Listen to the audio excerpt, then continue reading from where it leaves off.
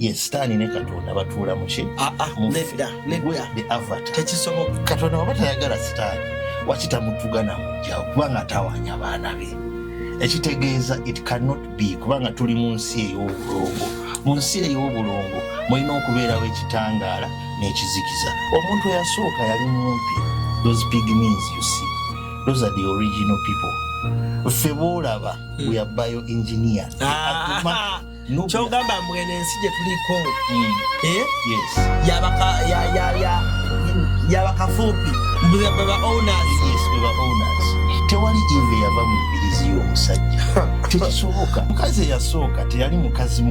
Yalinga kinabbamba. What is Kinabbamba? Kinabbamba meaning yayaliko ebitundu. Did Adam have a belly button? Did he have one? Era omuntu alina kuba nekkuli. Wabanga alina kitegeeza baamuzaala. Ekigambo Lucifer kitegeeza ki? It means a light bringer. Omuntu aleeta ekitangaala. Ekigambo Satan, it is plural. Kitegeeza the accusers. Abo abatuwayiriza. Oyo atakwagaliza abanga Sitaani gy'oli. Gamba nze sagala bizinesi ebeerewo alanize nijja kufa naawe. Waaga nnyo, amaaso mamyufu, ayina gu crown, ayina agayembe. Sitaani gy'ali. Tukwaniriza ku Kasirye Breeders Emityana wogenda okusanga ennunda y'ente eri ku mulembe n'omutindo omulungi. Ente zaffe enteeketeeke era nga za lulyo omuzungu zayita pedigree mu bika eby'enjawulo omuli Flickview, Holstein, Friesian, Ayrshire wamu ne Jersey breed ezigenda okuwa amata okutuuka ku liita 36 ne liita 46. Jangu ku faamu yaffe oyiga okulunda ente z'amata osobola okwenogera ku nsimbi. Bw'ogula ente zaffe z'amata ng'era oyize n'okuzirunda ky'oteekamu ky'ofuna. Tukubire ku noti 7556 86 39 38. Osobola n'okutugoberera ku YouTube oba TikTok n'osobola okumanya ku byonna ebikwata ku kulunda ente z'amata. Views expressed in the following conversation do not represent the views of this channel. Cruise exclusive kwe tuli Allen Cruz gemanya nyongera okwanirizaako yonna gy'osinzidde okubanga ate ondabira omulabi waffe omulungi. Nange wendi wano mu ggwanga Uganda okulaba nga mbalinoonyeza programs oba oli awo ez'enjawulo ezaawukana ne kuzaabalala ziba baleetera. Programs zino zibaamu okuyiga, zibaamu okumanya, zibaamu okufumiitiriza. Otuula wansi n'ogiraba n'ofumiitiriza. Nakugamba gwe muli eri bw'olaba nga bye boogera tobitegeera bulungi ngoma it's not yours. Back off. Ng'ogivaako ng'olinda eyiyo. Naye ng'ebiseera ebisinga mba ndowooza nti wantudde wansi. Wuliriza nnyo buli muntu ky'ayogera mu nsi muno. Munnange nno oyinza okukanga ng'olina ekyokuyiga. Buli lwoba ng'owuliriza nnyo abantu. Gwe ne bw'olaba omuntu ng'ayogera eky'ekisiru, kale osobola omuwulirizaayo eddakiika emu. Era ne mu ekyo eky'ekisiru ojja mmanya nti abasiru bwe batyo bwe balowooza. Okitegedde? So tolowoozanga nti omuntu omusiru talina ye kyagamba. N'omusiru alina kyagamba. Ekyo kyolaba eky'ekisiru. Era naawe okitegedde nti abasiru bwe batyo bwe balowooza. So n'okiyiga nti omuntu nga musiru alowooza bw'atyo. Naye ate ow'amagezi naye bw'ayogera n'ogamba nti abagezi bwe batyo bwe balowooza. So that's it. Allen Cruz gemanya, Cruz exclusive gwe mukutu. Tuli ne muganda wange olunaku olwaleero. My big brother ono tuze tukayana mu bintu bingi nga nkayanya. So mukunkayanya ne mugamba ajje tunyumyemu tukayanire wamu nammwe. Nkoyo okuwulira abantu abampa endowooza ya God is within us. Is it? God is within us. Yeah? Then ate abalala ne bagamba waliyo ejjana gye tugenda okugenda. Olinaga there is heaven, then there is hell. There is heaven, there is hell, there is jana. Bani abagenda okugenda mu hell? Ani yakola hell eyo? Because okay, things bitubuzaabuza. Yali malayika wa Katonda Sitaani nakka. Nibo yajemera Katonda n'amussa. Then kati ate n'amussa ku nsi ati gye yatukolera. Katonda ate n'amussa eno wansi ate nga yali atwagala nnyo n'amutusindikira eno then ne banaakola hell. So bembuzaabuza. So of late munaye Mukama agenza nsinkanya abantu ab'enjawulo abanyuma ku bulamu bonga bye basuubira bye babulaba, and bw'oba ng'oli interested mu kye banyumya, their contacts are always given. So kiva eri ggwe okwata akaddeko n'omukubira ne mwongera okukaayana ne mwongera okukubaganya ebirowoozo. Nze nganze oluusi mbiyita byamasitaani kubanga endowooza yaabwe sigikirizanya, but mpuliriza bye boogera, kale obeera challenge dimukko naye noga nedda. So benina n'olunaku olwaleero, and nina mukulu wange this side on my left hand side agenda kuba yeeyanjula gwe mulundu gwammwe ogusooka omulaba ku mukutu guno, and oba oli awo olunaku olwaleero naye ayinza okubaako nekyatuyigiriza olunaku olwaleero. Sanyusa okulaba ssebo. Sanyusa okulaba Alan Cruz. Amanya gange ze ancestral muzukulu, but yekikaaba mpita Kayizi. Ancestral muzukulu. Why do you call yourself ancestral muzukulu? Kubanga I believe mbadde blessed to know history ya ffeffe ng'abadugavu that has been erased mu bitabo. Omuzungu alina history ya ffeffe ng'ey'abadugavu ja erasinga, but as we go to uncover. Lwaki mwagala nnyo okozesa ekintu ekyo? History yaffe abazzukulu abazungu bagitta, history yaffe ey'abazzukulu ey'abadugavu abazungu bagitta.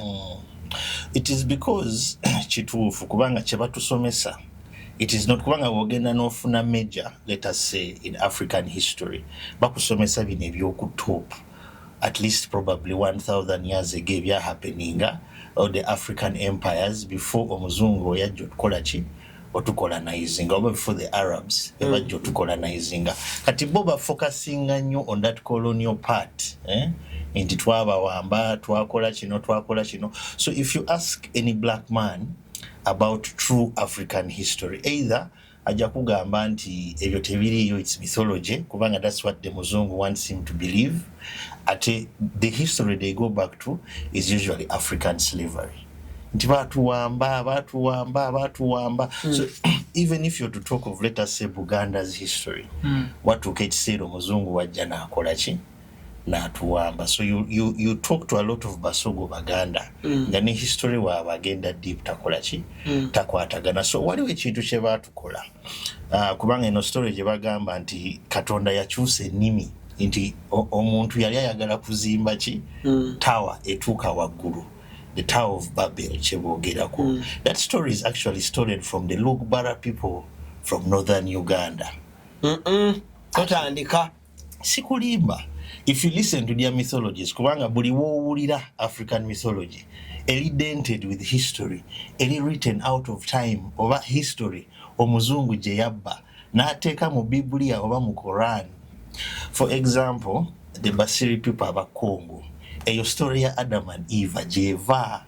If you read their mythology, bagamba Katonda waabwe omukulu gwe bayitanga Zambi, okitegedde, yatonda omusajja n'omukazi n'abateeka in the Congolese forest, rainforest, n'abagamba saagala buli kyonna mukikole naye temulya of the twahu fruit, imbukasita mugirya mugenda kukola ki? Mugenda kufa. Kati mu story eno omukazi yafuna olubuto, kati mu kufuna olubuto n'ayoya ki? N'ayoya eyo fruit. Kati omusajja n'adduka n'agenda n'akola ki? N'awanula eyo fruit n'agireetera omukazi, omukazi n'alya. Omukazi okulya amaaso ge ne gakola ki? N'agamba tuli bwereere. So Zambi we yajjanga abanoonya muliwa bo ne bagamba ffe twekwese kubanga tuli ki? Tuli bwereere. Kati Zambi n'abagamba ani abagambe mulye ku kibala muviire mu ki? Leave my forest immediately. N'abagoba mu eyo ki? So you find a lot of African mythology gye batugamba nti byo tebyaliyo, ate bo babitwala ne babiteeka mu Biblia, mu Korani, but they want us to keep thinking nti ffe kyaffe tebiriyo tebyaliyo. Mr. Kayizi, what are your full names? Kayizi Joshua. Joshua linnya lyawo? Joshua era kubanga kati because I was born in a Christian family, tata wange, that's why you see imanyi nnyo about those scriptures. Tata wange yali pastor, yali mulokole, okitegedde. So nga ye every night atubuulira ekyo. But sometimes otula wali n'olowooza naye nti who came up with these stories in the Bible? Okitegedde. Who came up with these stories in the Quran? Are we just believing oba waliwo gye biva? So wosachinga otandika olaba nti waliwo bye biva. For example, the crucifixion of what? Jesus Christ. It's also a story told by the Bushmen abava South Africa. Engeri gye ba crucifyinga the Son, S-U-N, of God. Those are what we're calling the Juhoisi Bushmen. But in njagala kujjukiza, we also have some people calling themselves Jew or Jews. So waliwo intermixture yawo, waliwo omuntu agezaako to confusinga so that we do not see the true picture of the black identity. Byonna bivaawa. They want you to believe nedda muli bana Uganda where you were Kenyan. Ezo titles that came up with the what? The colonialist weyajja. But how sure are you're Ugandan, you were Kenyan? Kubanga wotunula at the old maps eziraga kino ekitundu kino ekifo. It was called Agaba. Chirwa. These lands. Bazitanga Agaba. Zino lands zemwe like the East African plain egenda down in Uganda. So it makes sense why bakatonda betwasinzanga they were called Lugaba oba Nalugaba. Washitegedde. They are one of the oldest gods abaliwo within this land. Lugaba nani? Nina Lugaba. Kubanga njagala kujjukiza, the nations also named themselves according to the names of their gods. So you look at Israel. Okitegedde. Buli bakatonda aba basatu. Isis, Ra, ne El. Okitegedde. So tulaba eyo connection that the nations oba kyemuyisa abantu were actually serving deities oba kyetuyise bakatonda baabwe, and they used to name themselves according to those gods abakola ki. Mr. Joshua, abafuganga. Yes. Omanyi bwe mba mwogera ebintu bino nze olusembula naye njagala okubuuza tutandike empola.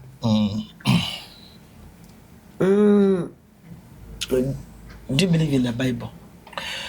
I believe the stories in the Bible were stories of African people. I do not believe zali stories achi. So that is why olaba Go to believing nti kyebawandiika mu Bible stories zali z'abazungu. Ekyo tekiriyo kubanga go believing. Yes. Nti Maria. Yes. Yali mukyala. Abo bonna bali baddugavu. Just erinnya bagenda nga bakola ki? Bakyusa bukyusa. Basiraamu bannange, Tammy's Fashion Hub ebaleetedde engoye ennungi ez'omulembe nga za kisiraamu omuli jilbab, habaya, casual dresses, gym wear, office dresses, sako ne veils mu kkala n'ebika eby'enjawulo okuli cotton veils, chiffon veils, Turkish ne silk veils. Tammy's Fashion Hub yasazeewo n'okutuusa engoye z'abaana abateezi abasiraamu mu sayizi n'ebika byonna, era nga bw'ogula tuzikutuusako wonna w'oli mu ggwanga n'ebweru w'eggwanga. Okumanya ebisingawo tusangibwa ku Equatorial Mall, edduuka namba 3 oba otukubire ku noti 787 noti 57 565 ne noti 756 255 553 ye Tammy's Fashion Hub abakutuusako engoye z'abasiraamu ez'omulembe. So you believe, Mr. Joshua, you believe waliwo omusajja omanyi ku NTV gwe baalaga ng'agamba Jesus is black. Yali muddugavu. Ba story wagirabako? Nagirabako. So gwe mu ndowoozayo ogamba Yesu Kristo yali musajja muddugavu. Yeah, well, if you're speaking of shades black, waliwo omuntu nga muddugavu nnyo, waliwo omuntu nga mweru nnyo as if he's yellow skinned, ninga bonna bagwamu ekyo ekiti. Because if you look at South Africa, they have a place called, a town called Bethlehem. South Africa? Yes. They have a town called Bethlehem. Kati jjukira bo bagamba nti Yesu yazaalibwa a Bethlehem, okitegedde. And if you look at Jesus yajjanga bagamba he came as the last order of the high priest. Mbu ye high priest ni kutegeeza nga senkulu omukulu oba Katonda aliwa ali mu ggulu. Naye jjukira bano abali balina okubeera basenkulu abakulu of the highmost God oba kituyise the Levites bali supposed okugrowing their hair long and dreadlocked okitegedde. Kati how many bazungu do you know? Of course kati but taking on that trend bomanyi nga bakuze enviiri nga zaki nga za locks. Kale gwe ndowooza yo ku Yesu golowooza ali afaanana ati ku research nebyosomye. Kyemanyi teyali musajja muddugavu. He looked like these Khoisan who are brown. You've seen those Khoisan bushmen abali brown. Yes, he looked like that according to research gwengenze nga nkola.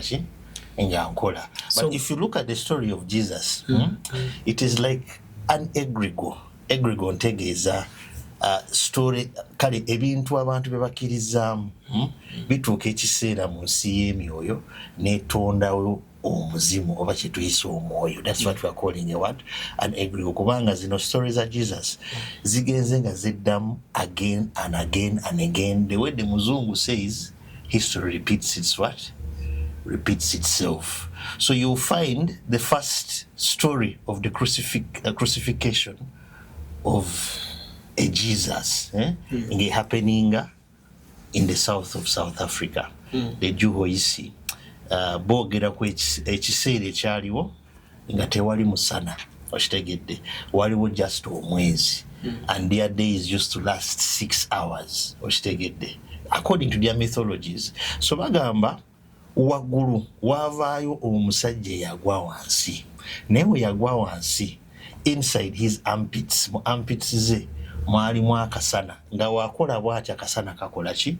So the chief Jew, jukira the Jews crucified the Son of God, S-U-N. The chief Jew yagamba oyo musajja agudde tumucrucifying waggulu kuki in the sky at warm sana. Remember the Son of God, S-U-N C-S-O-N. So basi tulona omuntu ne bamuteeka waggulu ne bamucrucifyinga n'avaamu akasana okitegedde. So this is the first story we are hearing of the Juhoisi bushmen crucifying a Son of God ne bamuhanginga waggulu mu bbanga.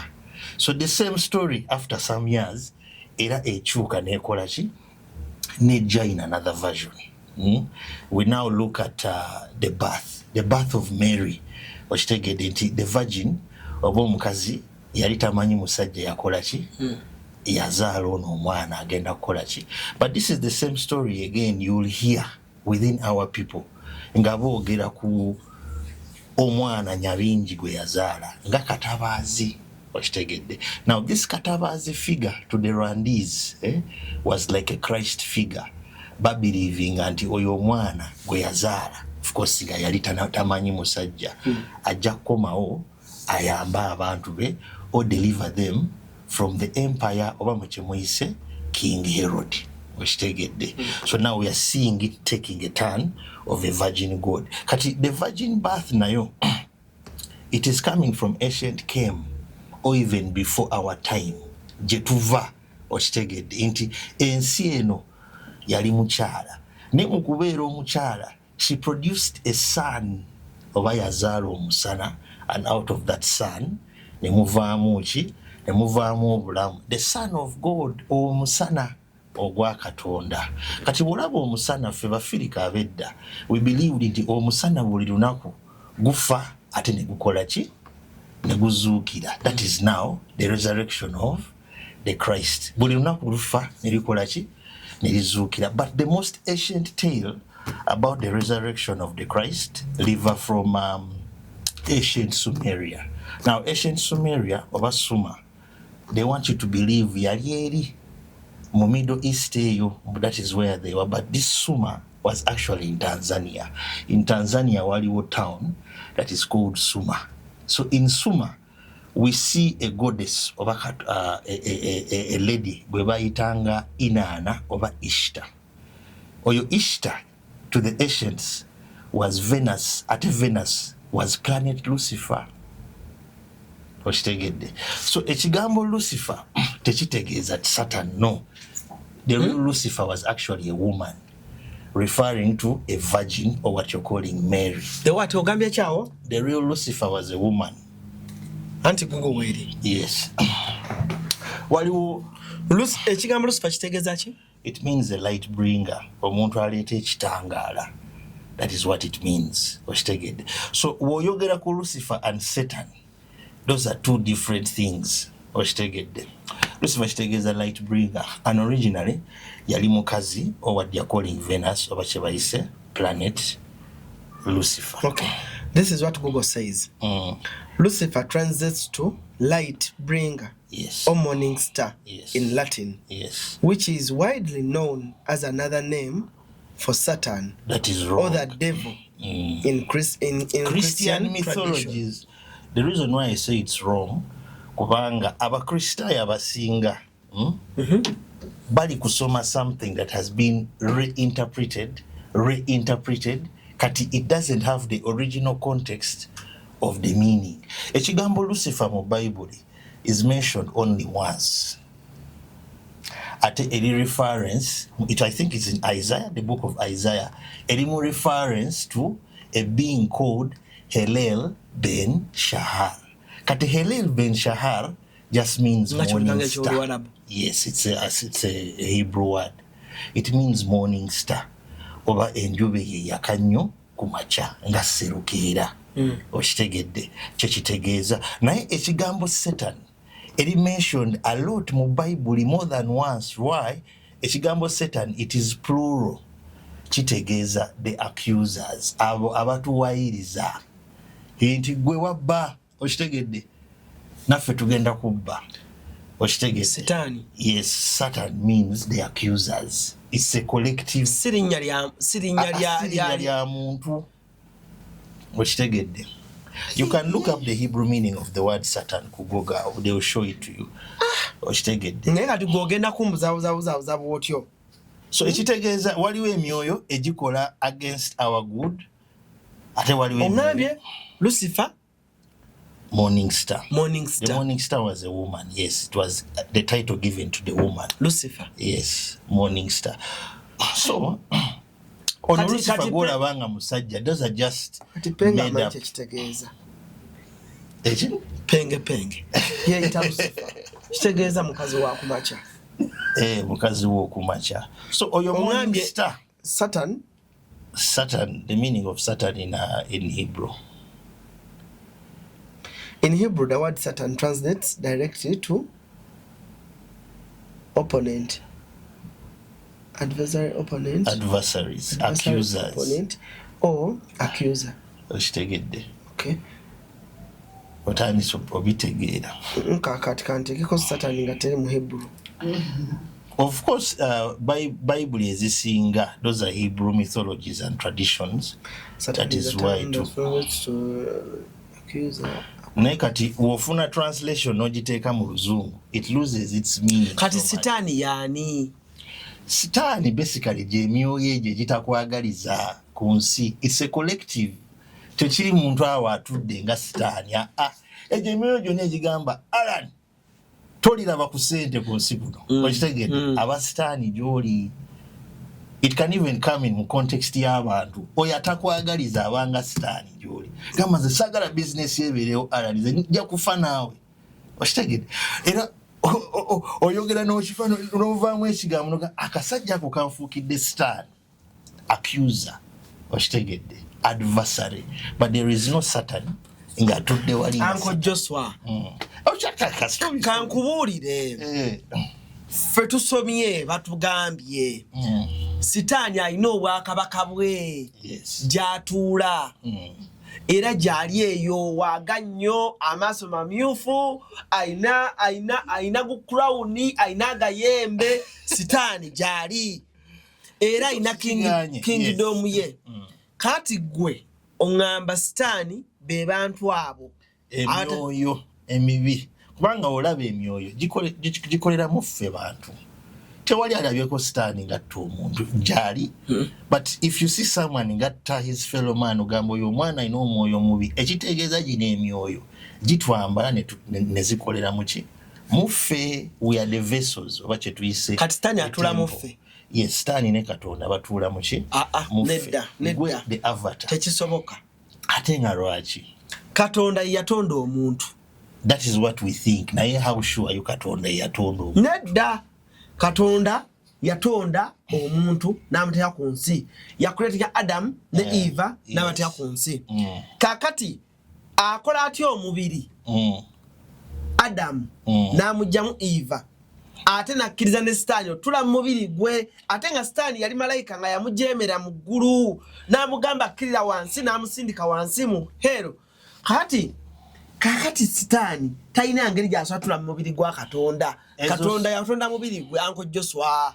ezo story ezo ziri I call it Jewish mythology nti bo kyebakkirizanga abantu kya becoming common because they colonized the people's beliefs so we actually think waliwo oba katonda kituufu tayagala sitaani wakitamutta namugjawo okitegedde katonda waba tayagala sitaani wakitamutuga namugjawo kubanga tawanya baana be ekitegeeza it cannot be kubanga tuli mu nsi ey'obulongo mu nsi ey'obulongo mulina okubeerawo ekitangaala n'ekizikiza why okugamba omuntu nti you are beautiful you have to have seen something ugly si kyekyo so walina okubeerawo a balance nti waliwo obwa sitaani ekitegeeza obw'omwoyo obwonoonese n'obwa katonda ekitegeeza obw'omwoyo obukoze eki obuteredde waggulu so ekitangala kyonna kirina ekisiikirize si kyekyo abatasoma bayibuli anti nkimanyi abamu temusoma bayibuli naye I think it's in the book of I think is it Isaiah where God says he is the author of both good and evil okitegedde yagamba nti ze mwennyini atonda ekirungi n'entonda ki ekibi okitegedde so mwoyo katonda naye mulimu ekizikiza naye ekizikiza ekyo kikolera wansi okitegedde katonda talinaamu kizikiza ojja kiraba kubanga ffe baatugambanga the gods don't make mistakes kati eyo story ya Adam gy'oyogera eyo story ya Adam comes from Sumer as well ancient Sumer I was still talking about Inanna planet Lucifer omukyalo we bayitanga Ishtar she was the first to go into the underworld for 3 days what is underworld ntegeeza ensi ya walumbe nti yafa n'azuukira after 3 days okitegedde so these women were known not to be married so if you look up the word virgin ekigambo virgin means an unmarried woman so when they say the savior was born by a virgo oba a virgin oba omukazi atali married they are speaking of this lady planet Lucifer or planet Idana of course here erina archetypes za nakayaga abazaala ono omutabaazi n'akula ogenda kukola ki okutaasa abantu be it's coming from way back so we find Inanna Omut naye ng'azaala omwana bamuyitanga Konshu okitegedde kyotategedde sooka ombuulire Uncle Joshua kankubuuze katonda omumanyi of course I'm explaining to you gye biva do you know the heavenly father anti kati now okubuulira the heavenly father nina okubuulira bino byonna gye biva because if we just believe heavenly father tetujja kukola ki we won't understand the concepts we shall still think waliwo atudde eri waggulu afuga byonna okitegedde but we are forgetting our history of God naffe twalina history of God kat how did God come to be katonda yajja atya kituufu yatonda omuntu oba omuntu yeetonda okitegedde so you'll see stories eziraga nti waliwo abajja that is why you see mu African languages ekyombo oba spaceship does not need translation we already have that word waliwo abajjira mu byombo mu kugira mu byombo ebyo ba experimenting with the pygmy man be baasanga wano ne batonda the first Adam oba kye tuyise the first Adapa oyo yali omusajja eyasooka. Baani abagira mu byombo? We call them the Anunnaki. If you go to Kenya, babayita the Athumaki. Wojja wano ewaffe tubayita bagguludde. Baakola dde ebyombo. Ebyombo byaliwo kuva dda. Don't you see ku Egyptian gundi ezo, they have those inscriptions that look like spaceships. Ebyombo byaliwo. Ne of recent, Pentagon is releasing files okulaga these alien beings ezijja n'ebyombo ne ziyita mu reality yaffe. So we are not alone. Kyensobola okugamba tetuli fekka. Tulina abantu abajja wano ne ba playing with our genetics. Omuntu eyasooka yali mumpi. Those pygmies you see, those are the original people. Feboolaba we are bioengineers. Nedda Uncle Joshua. But science nedda bioengineered. Omuntu eyasooka? Yes, omuntu eyasooka were the pygmy people. Then kati ogambye abawanvu mbuki? The plant people or the Sanctapana. Now our abawanvu originally bwe baavaayo, they didn't come as human. Bajjanga nkerettanyi. Ffe mu Luganda ekigambo tukiyita nkerettanyi. But nkerettanyi wa meaning people who look like half animal, half human. Okitegedde. So Nubia. Sikitegedde. Kyogamba mbwene ensi gye tuliko. Yes. Yabakafuupi. Beba owners. Yes, beba owners. But they're the ones who made you, created the Kantu. To them, they called it the Kantu. Kati for us, when it came to us, it became the Kintu. Kati wogenda mu suma. Sisebo Katonda yatonda Adamu nga musajja muwanvu ne Eva n'amujja mu lubirizi lwe. Kati ekyo ekya Eva kujja mu lubirizi lwa gundi. It was a lie. It's not there. Tekiriyo. Tewali Eva yava mu mbirizi y'omusajja. Tekisoboka. Eyo story nayo kubanga ngambye wosoma the records yakutuuzaako ne Pastor Bugembe weziva akunnyonnyole. So tulina story ya Pata oba kye tuyise Kitinda. Some call him Ekitindira wano e Buganda bamumanyi. Some call him Enchai, some call him Enki. Tunagenda Kitinda. Tukomewo era wenkuleeta gwe ngamba otya? Mbwene ensi originally yali y'abapigimi, abo abasajja abampi n'abakazi abampi. Yes. Kitegeeza pigimi gwe bajjamu olubirizi okukola pigimi omukazi. Si kyentegeeza. Ate kati kino kye nina okugamba abakazi be baasooka abasajja ku nsi. Eki? Yes. This is supported both by science and it's also supported by African mythology as well. Abakazi. That is why you see the X gene, eyomukyala, that mitochondria, going further back nga teri diluted nnyo. Naye no Y gene eyomusajja, the more you go back, the more it gets much more diluted. So the X egenda way back, it can trace back to the first mother oba omukyala yasooka ku nsi. Kyogamba mbu kati ffe mbufe tulinga bagambe ki? Omukazi eyasooka teyali mukazi yalinga kinabbamba. Of course we use those names. Ekinabbamba meaning yali aliko ebitundu ebi Hermaphrodite. Yes, nekikazi. But ekitundu ekikazi kyali more developed ng'ekyekisajja. Ey'ekisajja yalinga like an elongated clitoris. Okitegedde. So when these beings we bajira mu byombo byabwe nga bagamba kati ffe bakatonda bammwe, they split that being ne bamufuula musajja na mukazi. Okitegedde. Baani abajira mu byombo? Wano tubayita bagguluddene, bali babayita ba Athumaki, mwe mubayita yo God Almighty. Kyonna linnya lyajjiramu because he's the one who came. Baali baki? Baali bantu? Byali bifaanana bitya ebyajjira mu kyombo? Okubeera a little bit specific katuziyite kale aliens. Okitegedde. Nze siri alien. So if nze siri alien. For just better wording, I said kutuziyite extraterrestrials or ultraterrestrials. Okitegedde. Ultraterrestrials ndi kutegeeza. Professor obijjawo ebyo. Bino ebintu biri written, bino ebintu biri documented, but okukifuna n'okiteeka wamu, you have to do a lot of research. So the information is split waliwo intentionally splitting so that we don't trace humankind to its original form. So that is why bakubulira bullshit stories inti Eva yava mu mubirizi wa Adam. Ekyo si kituufu. So if you ask people a simple question, did Adam have a belly button? Did he have one? Hello muntu alina kuba ne kundi. Kati wabanga alina kitegeeza baamuzaala. Echi? Baamuzaala. Wabanga yali alina enkundi. Ekitegeeza baako kati enkundi yaki nga tebaamuzaala baamukola bukozi. Oshitegedde. So these are things wokwesa common sense.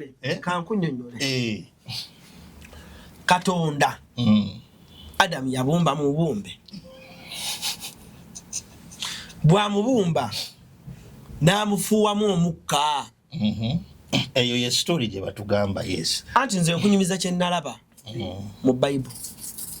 Era nge nakugamba eyo story gyeva Adamu baamuwumba mu bbumba. Owulira? Ne bamufuuwamu omukka. Naye nga alina enkundi. Anti enkundi Katonda yalissaako. Kati enkundi eba ya design. Kubanga it represents someone who was once connected to the placenta of his mother. Kati ezo Bible ne Bible ze musoma Genesis. If you look at Genesis, watch it breaking it down. Genesis kitegeeza ekintu kye bazadde. That's what the word means. Of course, bajja kugamba in the beginning imukitegeeza entandikwa, but it actually means conception. Ekintu kye bakoze eki kye bazadde. So if you go to Genesis, kitegeeza the genes of Isis. Bw'oba oyagala kunoonyeza ebigambo kye zitegeeza, you look for their etymological meaning. Bagita etymological meaning of the word Genesis. Bakulaga jeva kye kitegeeza. Zino genes za Isis. That is Genesis. Genesis means origin, creation, beginning of something. It marks the starting point or birth of a process. Birth of process. Yeah, that's what I mean. Something being birthed. So if true, Adam yali omusajja asooka, he was also birthed. That is why yali ayina enkundi oshitegedde. So eyo story ya Adam mujjamu embiriizi bakolemu omukazi. It is coming from Chitinda Enchai. Chitinda wawani Chitinda beach in Entebbe Road. No, Chitinda is Musambwe omukulu eri eyo Sese. Eyazaala Mukasa, Chiwanuka and Musoke. That is what they say. But this Chitinda is coming from Misiri, bali bamuyita Pata. During the giant wars, if you read about the giant wars, yali injured. Mukubera injured, he was going to die. So, a scientist, one of his scientists, yamujjamu embiriizi na cloning ekitundu kye nekivaayo ng'omukyala, or what we're calling na Chitinda. So that process of mbiriizi was actually cloning process. Gye baakola.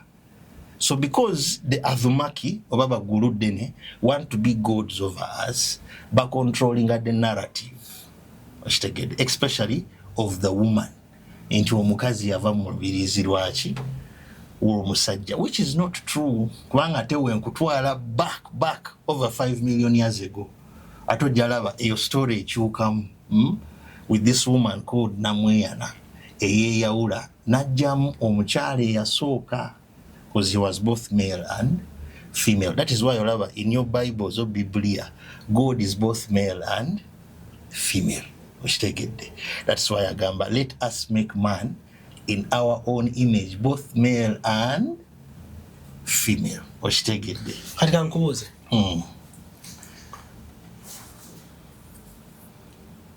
Kintu yani. Ekyo kibuuzo kirungi. Ate njagala ki. Kubanga Adam ne kintu ani yasookawo munne. They are the same person. Eki? Adam, Kantu, Kintu and the Adapa are one and the same person. Ye hybrid eyava mu bapigini bali bebakola. Ne bakola the first man. Owaawe naye nga bakozesezza hybrid yeyo that pig bee. So wogenda mu African Kemetic schools. Bakulaga what the Kantu means. Kati njagala kujjukiza omuzungu okutuuma atom inti atom mu science oyo yali katonda waabwe. Okutuuma nucleus oyo yali katonda waabwe. So meaning kino kye tuyise obwakatonda was an African science. Okitegedde nti at first basooka okukola akantu. That kantu is matter. Okitegedde. But this matter is not tangible, terina potential. When that kantu becomes tangible, oba evuddemu as a solid atom, a particle, okitegedde, it becomes ekintu. Kati ekintu kyekintu ky'osobola okukwata with your own hands. So your process ya kantu and ekintu is the process of how omwoyo gwo guyingira omubiri kye tuyise ekintu. Okitegedde. So we also have ekintu or ekantu eyava from the north side of Ethiopia, side zeyo Ethiopia, Nubia. Eyajja n'acolonizing oba n'akonkaringa Chitara. Yeah, he was called Kantu. Yajja ne mukazi we Mumbi. Now this Mumbi name goes changing. Mu Baganda nefuuka ani? Nambi, nefuuka Gundi. So the creators of the Chintus still were the Guru Denis. That is why olaba wano mu Buganda story ya Kintu correlating anyo ne nani ne Guru Deni. Nti yagenda waggulu n'amusaba Nambi, Nambi n'akomyawo obulo. So the Kantu or the Kintu is the created man, but is not the original man. Obonfuna ali created by the Adhumaki oba kye tuyise Baguru Deni. Kintu jaliyo. Yes, you're also a breed, or you have that genetic imprint of Kintu or Kantu, because a genetic imprint kusalako some DNA strands okitegedde n'ofuuka more like an animal. Kati omusajja wedda yali telepathic ng'alina amaanyi ag'enjawulo. Naye when the Kantu or Kintu was created, he lost that power. He lost that connection as to Mother Earth. As in man gatya. Mother Nature, oba kye tuyise ensi gye tutambulirako, it has a spirit that looks over it, that is feminine in nature, but it acts masculine in nature. I won't call it a woman, kubanga omwoyo usually tetwagala kuteekako nnyo sex onto, kubanga bino biba bitalabika. But this kino ekintu oba kino ekyombo kya Mother Earth ekitukuuma, if you connect to it, esobola okuwa a lot of powers and internal life. So that first pygmy man, he was a plant they called the Sanctapana. Yalinga, a plant that grows. That is why he lived forever. Kankubuze, omuti gufa tegufa. A tree never dies until you cut it down. Obadde okimanyi. So when I say that ancient pygmy man, newebanga gukaze, as soon as rain comes, eddamu nekola ki? Ingekuze bulungi eri waggulu tesobola eddamu nekola, so it doesn't die. So that ancient man nayo yali alina advantages. Tafa awuliriza ensi because there are things he could feel. Alina telepathy because our ancients said we didn't have speech. Just nali nkusindikira message gwe n'ofuna ki n'ofuna data gye nkugamba gamba omusajja angambye kino, omusajja angambye kino. Telepathic. So when the Kantu or the Kintu was created, ezo gifts zonna bazijjawo okitegedde. So we can only access 10% of our DNA. The rest they call it junk DNA. 10%. Okitegedde. So what if we could access all? Ekitegeeza the Kantu or Kintu was created specifically to serve his master, that is the Adhumaki or your God Almighty or whatever name you call him. That is why agamaza nakutonda on serving. It is true, but tutonda nga baddu. Tukwaniriza ku Kasirye Breeders Emityana wogenda okusanga ennunda y'ente eri ku mulembe n'omutindo omulungi. Ente zaffe enteeketeeke era nga za lulyo omuzungu z'ayita pedigree mu bika eby'enjawulo omuli Flickview, Holstein, Friesian, iShare wamu ne Jersey breed ezigenda okuwa amata okutuuka ku liita 36 ne liita 46. Jangu ku faamu yaffe oyiga okulunda ente z'amata osobola okwenogera ku nsimbi. Bw'ogula ente zaffe z'amata ng'era oyize n'okuzirunda ky'oteekamu ky'ofuna. Tukubire ku noti 756 86 39 38. Osobola n'okutugoberera ku YouTube oba TikTok n'osobola okumanya ku byonna ebikwata ku kulunda ente z'amata. Into your services towards the gods. You even hear it in culture n'obuwangwa n'ennono nti aze nkolera lubaale abo bajjajja bange. So it is more like a slave master relationship. Oba onfuna oba nkuvuze speed kubanga kankubuulire eriyo ebintu nga seriously bibaddewo ebbanga ddene nga ki kubanga oyagala gamba Kintu was the first kabaka. Anti the names go changing. Kati that Kintu was the first kabaka si ye Kintu olubereberye okitegedde.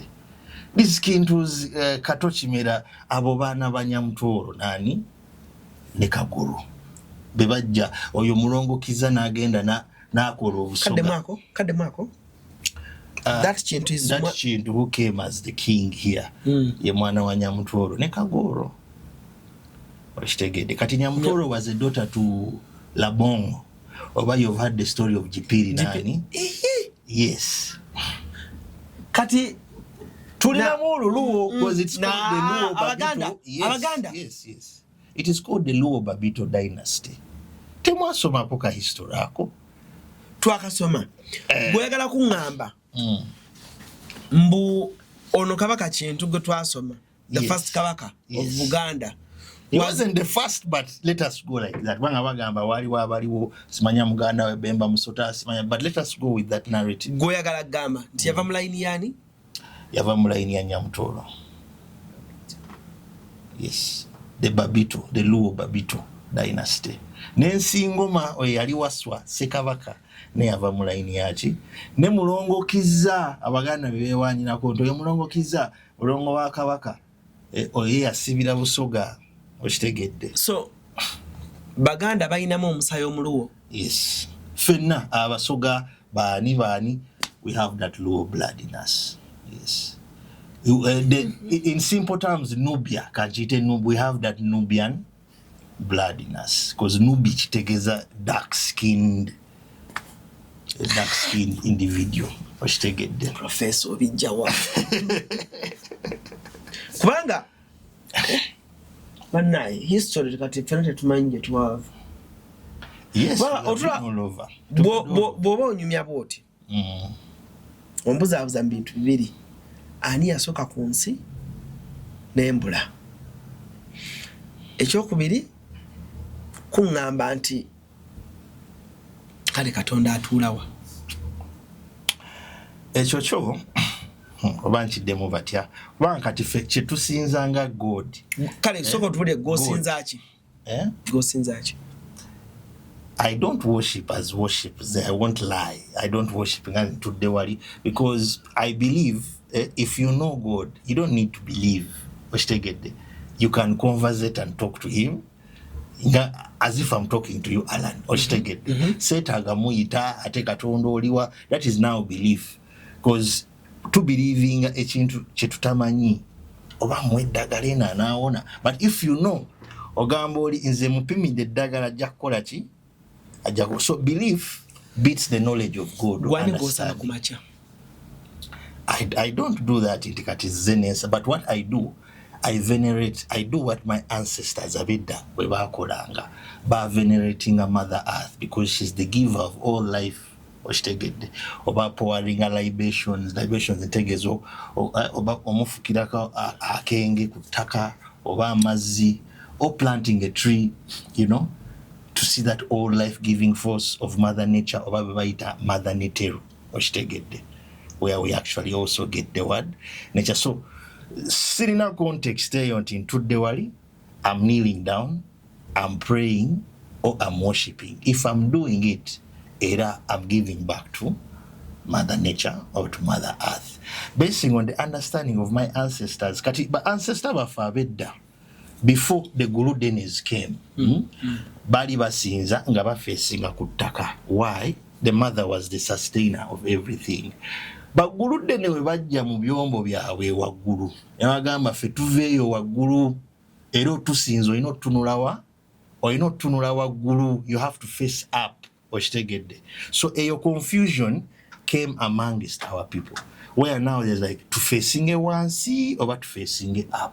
So tulina bam abasaba nga ba facing a wansi, and some abasaba nga bafacing waggulu because of the confusion that came with these Adhumakis or these Guru Denis. So tell me something. Mukusooka mu Africa wano twali tusaba tutunula wansi. Yes, nga abasiraamu we basaala. Yes, nga tuvenerating a Mother Earth okitegedde ensi omukyala twali tusaba bwe tuti. Yes, it might not have been like that. Naye the praises and worship yali egenda wansi wa mama okitegedde bagulu we bajja kati ne facing nga tutusaba nga tukola ki tutunula waggulu. So you want to tell me nti bagulu dene be batugamba nti gye tuva. Yes, waliyo Katonda. Bo bagamba tuvira ddala wa Katonda ffe ba Katonda bo. So that is why mu Biblia yammwe what you're calling the Elohim, it's a plural word okutegeeza the gods okitegedde. So wosoma the original scriptures, Genesis, it says in the beginning the Elohim created the heavens and the earth. Elohim is a plural word. It means many in one. Bajja. That is why yagamba let us since nzekulu omuntu yagamba let us make man, meaning there were many. Let us actually plural okitegedde. So these beings came nga bangi ne begatta mu kimu ne bakola omuntu. So what you're referring to as God is dog spelled backwards. It's what? Dog spelled backwards. D-O-G. Si kyekyo? So Charlie believed by a lot of ancient people inti Katonda afuga byonna. Yali atuula on the dog star. Kati awo tugenze mu constellations, galaxies. But the dog star is called Sirius B. Dog star efaanana etya? It's baziyita kyezo ezibeera mu bwengula. Emunyenye ezo zibeera mu bwengula. There's one called Sirius B or the dog star, where they say where these gods actually came from. Ne bajja wano ne bakola ki? Ne batufuga. So ezo totems ezibeera mu ggulu like the dog star and what wezijja wano ku nsi they become like our clan totems oba kye tuyise nti kati gwe weddira kino kati gwe weddira kino. So nabo bano abaatuwamba abatufuga they come from the dog star oba beddira mbwa. So njagala kujjukiza mu kigambo musambwa mulimu mbwa. Musa mbwa dog oba kye tuyise the dog star. Era abantu basanga emisambwa. Yes, omusambwa originally mama abazaala it was a great grey wolf. Mbwa. Omusambwa? Yes. Of course nowadays babikyusa munedda omusambwa buba gwa Katonda. No, it's beings born from the dog star kyekitegeeza. That is what Musambwa is meant to be. Beings eziva from the dog star. Sirius B. Embwa. Kati ono bawa nyina mwiru. He was isimbwa, which was literally sirimbwa. He was like a wolf. So meaning he was different from the Canaanites. Kati omusambwa omudaso ogulaba. Yeah, of course, wabanga ali tuned in abasobola okulaba. Ngali tuned in where? Ali tuned into his third eye oba eriiso lye eryokusatu. Obanga he has made contracts with this misambwa, they can come and appear to him. Najiraba? Yes, najiraba. Bufaanana gutya? She says that they can take on any form. Kubanga bo bali good at light physics. Third eye? Of course, no. Of course, Yange, I have had encounters with them. Newolota, you have encounters with them because it's the dog star. Echafuga. That is why January 1st, Jemui said the New Year's. Kekasera, where the dog star is highest in the sky. So in a way to Sinzambwa. So when you go back, no, to Sinzambwa. Ko first January 1st, every New Year, the Sirius star, the dog star, is the highest in the sky. That is why they named it the New Year. so ye announcing cause eddoboozi Katonda babagamba mu Biblia nti nze wenjogera eddoboozi lyange terikomawo empty lituukirira eyo eddoboozi gye boogera ne takomawo empty eva from Sirius B the dog star okitegedde musa mbwa embwa it's a dog so tuba tu celebrating amusambwa tuba tu celebrating those beings from Sirius B yes first tuba tu celebrate 31st yes. Tuba tu celebrating amusambwa tuba tu celebrating those beings from the dog star zonna wezaava Sirius B what abamu babelieving anti Nibiru eyabagulu deni nayo yava from the Sirius B so meaning mama waabwe owedda she's like a wolf kind of like a canine kubanga mu luzungu ezo zonna zigwa in an animal family gye tuyise a canine okitegedde the canine so when you look at the canine oba ekintu ekirina amannyo ekiri ennyama era mu Biblia yammwe bababuzaabuza and they call them yammwe bakibuzaabuza the Canaanites. I believe in the Bible but not the way you do kubanga nze enfuna okubikula eri different nnyo kuona omulokole agamba batugamba the Canaanites babi barwanyisa nnyo abaana ba Israeli ate abasinga tebakimanyi nti ekigambo Israeli kitegeeza oyo arwana ne Katonda obadde okimanyi ekyo ekigambo Israeli kitegeeza oyo arwana ne Katonda so when you look at the Canaanites K9 kitegeeza mbwa so bagamba nti ba Israeli barwana nnyo ne ba Canaanites always fighting okitegedde the Canaanites are actually the dog people oba omuzungu kyayita cynosyphili. The name Israel originates from ancient Hebrew meaning one who struggles with God. God contends. They contend with God. Yes, that's what it means. Because we do not know the meaning of these words, it is easy for them to tell us their bullshit. Never to believe that bullshit wawe bichi. Ekitegeeza bo bali barwanyisa Katonda.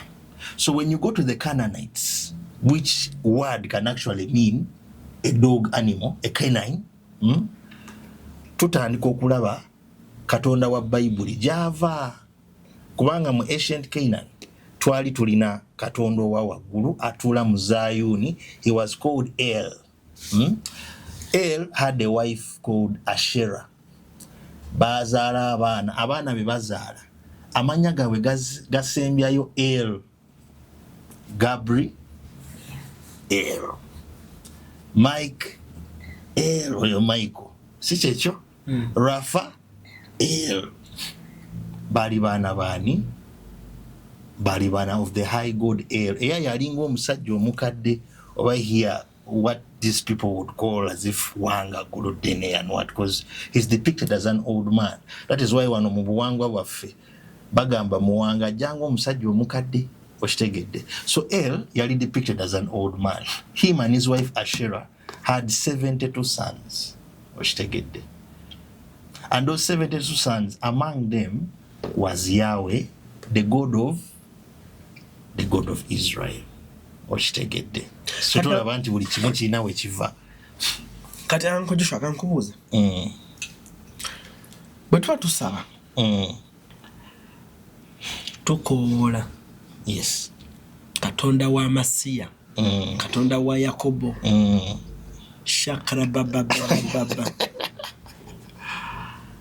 Katonda kyo gwe tuba tusaba. You're praying to Yahweh, the moon god Yahweh. Yahweh Katonda w'omwezi. Si Katonda simanya waggulu bikinedda Katonda w'omwezi. That is why you see the Muslims and the Christians have something similar. Bonna basinza Katonda waki ow'omwezi. On the other side ajanga Allah. On this side it comes as Yah. But jukira letter Y eri very recent. So it was Ear. But Ear means moon. So Yahweh is actually a moon god. Okitegedde. So balinda omwezi mu kisiibo. Yes, tulinda omwezi. That is for the Muslims.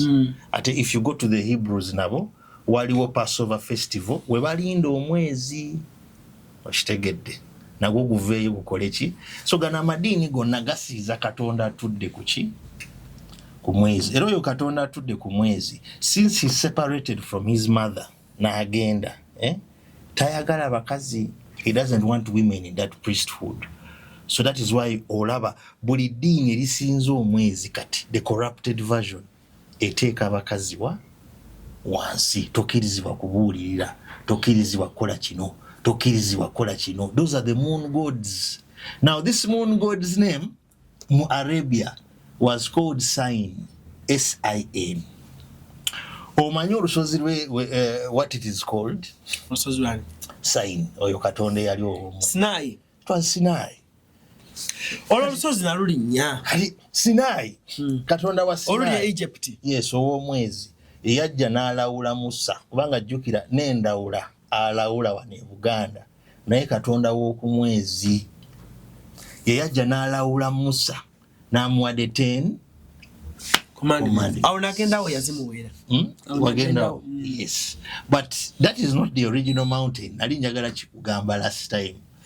It is not the original mountain. So saalinyira bwerera amaanyi gange natuukayo n'empulira n'empewo nga za njawulo. Uncle Joshua, tosazaamu lugendo lwange. Navaano. Ndaze just ndikugamba ebyafaayo. Nange just era nkugamba ebyafaayo bye nalaba. Nava wano nengera Egypt. Neninya Mountain Sinai. Nentuka on the peak of mountains nange. Ezo gundi ezo ziri just made up monuments. Inti kati tukozeeyo eddiini twetaaga ekifo abantu bwe bajja ne bakola ki ne basinza. Okimanyi Israel yali eyagala kusettling in Uganda. Israel before they had that state they wanted to settle in Uganda. Nene bagamba nedda tugende tukube Middle East because it would look weird okulaba omuzungu omujotala agamba mbino yettaka lyange kati bali eri kuba Palestine babakuba nti no yettaka lyange. Gwe Uncle Joshua ekitegedde kyogerako tokimanyi eri Mountain Sinai we wali wennyini Moses we bamuweera the 10 commandments. Kati Mountain Sinai eyo it's located in Namibia. It's a place called Burnt Mountain. You search Burnt Mountain Namibia. If you go to the Bushmen who live around that area, bajja kubuulira a story of a shepherd eyalinnya waggulu n'alaba ensiko eyogera. Ani nze nterako ndikulaga nti story za Bible. Olaba twagenda eno e Mountain Sinai. Chiwani. Towakana. The real deal is hidden. Tebagala otegeere nti okay. Just like the first, the real deal is hidden. But then nchakubuulira. Burnt Mountain in Namibia, the Bushmen have tales of a shepherd eyagenda waggulu n'ayogera n'ensiko nga eri ku muliro nga it's burning. But to them these are their stories, nighttime stories. Omuzungu we yakiwulira, this is our Moses, this is our Bible.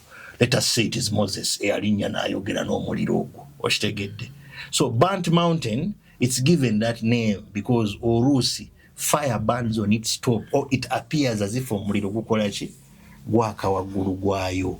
Okitegedde. So what we are calling Bible stories are stolen African tales. Naye omuzungu yagenda nazirebrandinga n'akireeta nga kyokya ngati gusomolaba nga story egatta from Adamu until David, from David until Jesus. Ekyo kyomanyi. The kingdom of David oba Daudi yali side za Angola, but at that time it was all the Congo. I think it was called Yahudia. It's even a city still. It's a city still that side actually of Congo. That is where the tales of David come from. Kati weyatuuka wano around the borders of Uganda, because to bordering a Congo, and Congo was believed to have giants. That is where David slay Goliath with his sling. Awo ku border ya Uganda ne Congo. Awo story ya David ne Goliath. It happened awo border ya Congo na Uganda. Because the Congo was believed to have giants edda eyo forest gyolaba yali ya tabbu. So people wanted to conquer the Congo. So omuzungu bino byenkugamba abimanyi. That is why alina aba keepers, we call them keepers. You know, they keep those secrets. In each place they place there a person at least keeping ezo secrets from coming out to the public. Kubanga wezifuluma, it's going to break religion. Buli kyonna kye tumanyi ku Katonda bijja kumenyeka.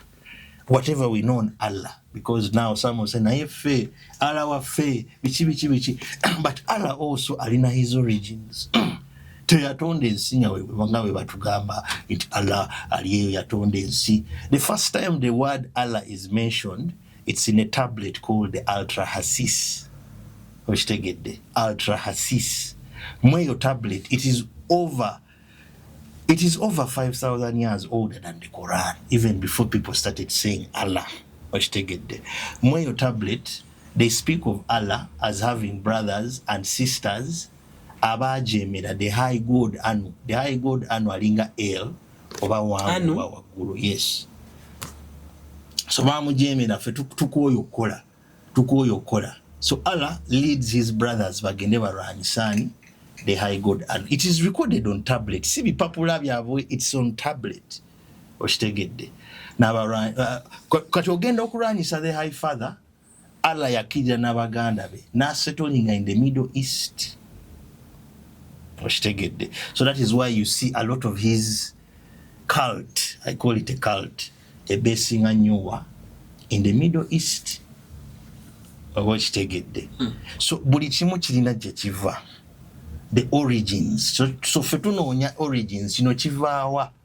Katonda wa Bible yavaawa. Kati Katonda omufirika yavaawa. How did we start? Because the first people about civilizing our lands were the blacksmiths. Kati omuzungu akiyita the Iron Age. Tusookera mu age eri eyakayizi.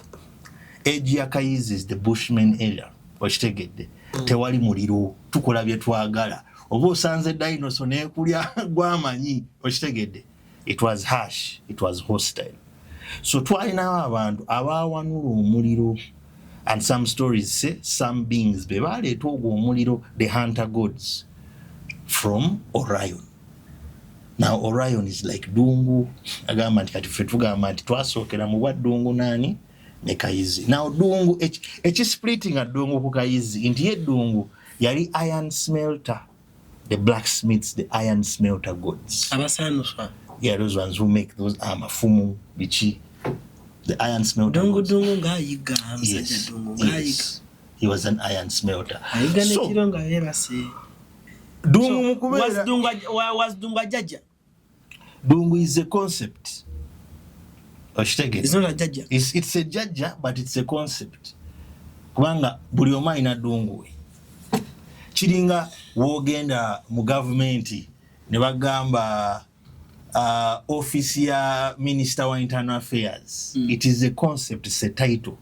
There are very many ministers of internal affairs. Ujakulaba 1996 walinga wono. Nainga bonna occupying your office yani.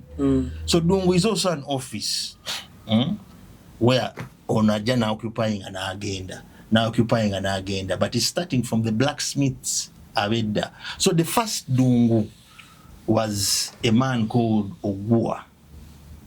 Ogua. Era yava side za mali eyo. Era in West Africa, that's where you find the oldest iron ores, is a blacksmithing and what? Oshitegedde.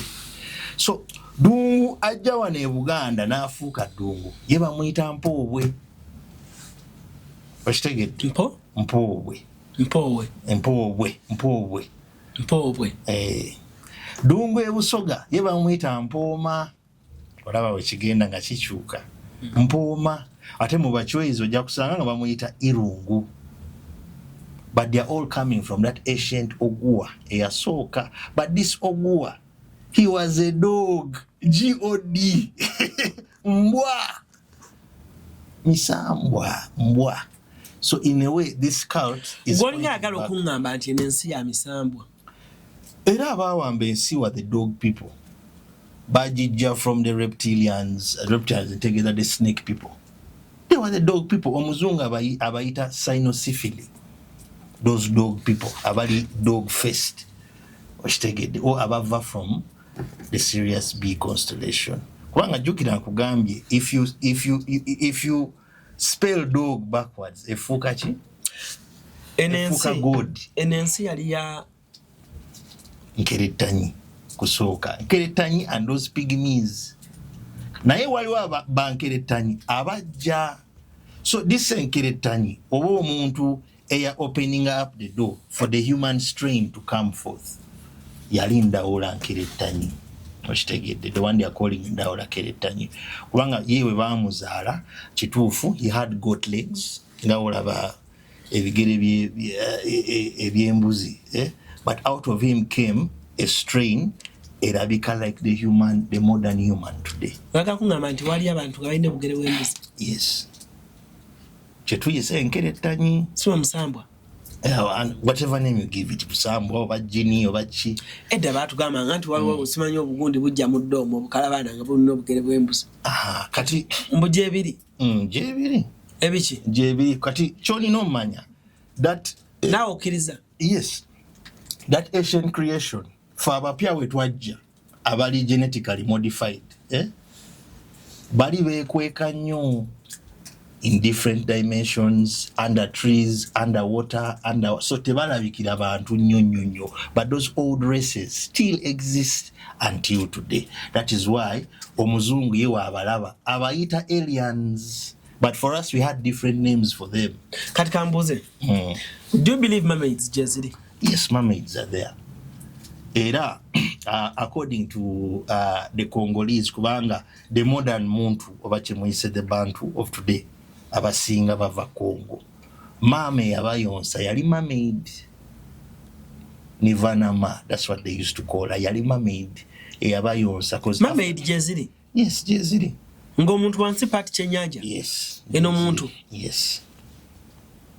Era abamama, according to African culture, bebasooka okukola ki? Bebasooka otulera. Nze nja mala birabako ebintu ebimu. Era omuntu abadde nnyo at the Tanzanian coast or the Kenyan coast, ebyo ebintu tebakola ki? Tebabiwakanya because they have some of them have run into them. Oshitegedde. Gyebiri, but ensi gye balimu kubanga ffe we baatutonda baatuteekamu eyo DNA obutaagala anything that doesn't look like us. The Azumaki who created us, they only created us to love and worship them. Oshitegedde. So buli ekijja nga tekifaanagana kyofaanana ogamba but in actual sense munda muffe we look like animals. Oshitegedde. We look like animals. Naye kiki ekitukyusa ne tulabika nga abantu? It is that sun, you see, oba kyetuyisa omusana. Omusana yetuwa face eno fenna gye twambala nengamba ayina akalevu. It's called a mane. That sun that came oba nanjuba, it changed our appearance. Why? Ensolo ezaali ku nsi zaali tezeeyagala. You can see it today. A lion doesn't want a snake. Oshitegedde. There's enmity. Gamba okola kyewange. So fenga Nkeretanyi, because that's what the Bushmen say also. Twasooka mu nsolo. Abayindi of course bachiba with reincarnation. Imposobola kukomawo nga ki as a frog or as a pig. Kusinzira ku kyokoze ng'oli mulamu. So edda nga Nkeretanyi, or when we were still in Nkeretanyi, we had a lot of wars. We didn't like each other. The sheep people did not want the dog. Eyagala barrier. Oshitegedde. So what they did, batuwa face him. And even if inside I'm a lion and you a sheep, sisobola kulya, we can get along. Oshitegedde. So God here in Africa alina a long story and process. Kubanga those dungu guys, bembadde nkugamba ba blacksmiths, kyebakolanga process gyebakolanga okukolamu metal.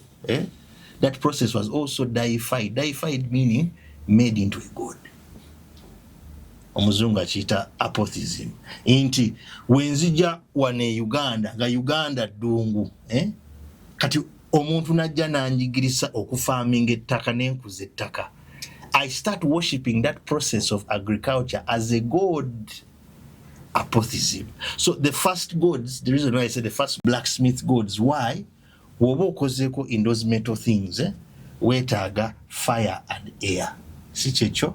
So they worship that process of fire and air as their gods, the process of making the metals. That is why amanyaga katonda agasinga in ancient Africa, it was air, breath. Breathe in, the way you do in the blacksmith thing. Breathe in, breathe out, breathe in. Example, ru, that is something that breathes in. Ha, ha, breathes out. Nga. Ru, ha, nga. It's breathe in, breathe out. Chibumba, that is now in Lusoga. Chibumba, meaning God. The ki breathes in, the bu breathes out, and the ba breathes back in, but in a subtle way. Yali breath work. So bo beba kolanga, they deified that process as God. So that is why you see the oldest gods, ba misota, ba muliro, nempeo. Misota, why? Because they say we lived among the snake people. The snake people? Yes. Nyamiyonga abachwezi bebogerako. What do you mean the snake people? Wali abantu kabalinga misota? Yes, ngabo misota. Wali abantu kabalinga misota? Yes, ngabo misota. Ngabatambula bwe bati the reptilians, yes. Yes, jebali. Jebali. Nena okiriza ebintu ebakumba. You can't tell when wali omuntu ng'atambula bwati. Kati olaba mu Bible omusota gwalimba Eva. Choba chikiriza. Naye nze wenkyogera bagamba oli tulimba. But in the Bible, gosobola chikiriza nti omusota gwagamba Eva. Nze ndaba bagamba oli yazadde omusota. Yes, those ababazaala emisota bakola contracts with those reptile beings in exchange for wealth and into tujja kuwanga obugagga naye. Can someone produce a snake? It is genetically done. Scientifically done. Your genes tulina kye tuyise morphogenetics. Mwanzo morphogenetics tekikirizibwa ate gwafaanana omuntu ate okuzaalamu embwa. Morphogenetics is preventing ekyo nti wozaala mu mukazi omwana avaayo nga gwe tavaayo nga kipusipusi kiki. So whenever you see something happening nga kati omukazi azadde omusota, meaning in her bloodline waliwo bajjajjaabe abamiitinga the Chitahuri or these reptile people. Nebakola deals with these reptile people, either in exchange for money, in exchange for what. So, bo bajja kuwa kyobasabye, oba basabye sente, oba basabye eki, but in exchange, bajja bawa embuto zaki, z'abaana baabwe. So, a lot of these reptile beings, are losing the ability to reproduce. So, they needed human wombs. So, until today, tulina kino ekintu, inti kati tuzaala misota, but it's coming from the Chitahuri oba kye tuyise those reptiles. So can someone give birth to omusota ngata tawashipinga kintu kyonna kyonna ye talina kyamanyi? Can someone give birth to omusota? Yes, if it's in the DNA nga kituufu. Bajjajjaabo bajjajjaabe baagenda mu bano ba Chitahuri aba living under the mountains and rocks ne bakola those deals or what you call. Omwami ono Uncle Joshua tumuze wiiki ejja tutandikiraawo. Naye ankucho bale kujja. Bale nyo bale ddala kubanga awo komya wantisizza nnyo. Naye tusabojje oyongera okujja tusome kube. Njagala week ejja bwo okomawo. Njagala nkomero ne topic y'ebintu ebyo. Era nja kusomera. Abantu abazaala emisota na bichikozi sibitegedde. Sibula abantu nwa. Muzukulu era nga we muwulidde specializing in the unknown, ebintu ebita bulikika, ebintu ebitamanyikika nnyo. And forgive my Luganda, originally era indi Musoga, but katugendera abagala kunoonyako nkola ne Black Saints Corner, ne muzukulu wa Nakayaga. Enamba yange eri 0701 520 407. Ya mujje obwongo bukwate ice bukwate omuliro kubanga njagala omuntu ali open minded bine ebintu to going deep at the bottom of everything to be jayonga we byali. Kale, thank you so much. Alan Cruz Gemanya Cruz exclusive ko tubadde awakanya kyonna kyonna kyo wakanya, please comment section yawo nkulu nnyo byobuuza nange byenjo okubuuza bwolaba nga nange sibitegeera ngo gwobitegeera nga Cruise omusajja kyagamba kituufu mu comment section awo naye saagala kungamba kituufu nga tonnyonnyodde nnyonnyola ogambe nti kituufu ng'onnyonnyodde nti Cruise omusajja kyagamba kituufu kubanga ABC tomanya nnyinza okukuleeta ano ne muttunka nga tuli wano ne tubalaba nga mumayina obwongo ba ancient kale sisukka wano olunaku olwaleero fonna muse bulungi mweramu tukwaniriza ku Kasirye Breeders Emityana wogenda okusanga ennunda y'ente eri ku mulembe n'omutindo omulungi. Ente zaffe enteeketeeke era nga za lulyo omuzungu zayita pedigree mu bika ebyenjawulo omuli Flickview, Holstein, Friesian, Ayrshire wamu ne Jersey breed ezigenda okuwa amata okutuuka ku liita 36 ne liita 46. Jangu ku faamu yaffe oyiga okulunda ente z'amata osobola okwenogera ku nsimbi. Bw'ogula ente zaffe z'amata ng'era oyize n'okuzirunda ky'oteekamu ky'ofuna. Tukubire ku noti 7556 86 39 38. Osobola n'okutugoberera ku YouTube oba TikTok n'osobola okumanya ku byonna ebikwata ku kulunda ente z'amata.